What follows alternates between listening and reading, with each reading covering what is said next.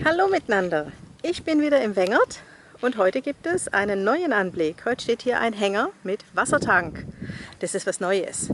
Hier vorne die Lemberger, die stehen ja schon ein bisschen länger.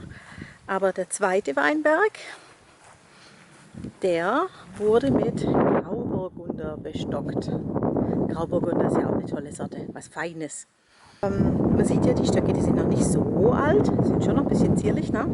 Letztes Jahr hatten die plötzlich bei der Hitze ein Problem und obwohl die Traubenreife schon gut vorangeschritten war, musste sich der Besitzer von der kompletten Lese trennen.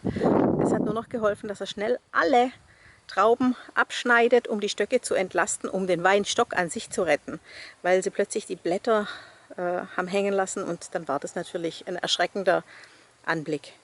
Und so hat er sich dieses Jahr entschlossen, hier eine Bewässerung zu legen. Heute Morgen kamen wir raus und haben uns gewundert. Grabungsarbeiten. Und er hat hier ein Schlauchsystem angelegt für Tröpfchenbewässerung und ich denke, das wird den Stöcken gut tun.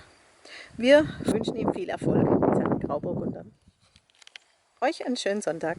Tschüss!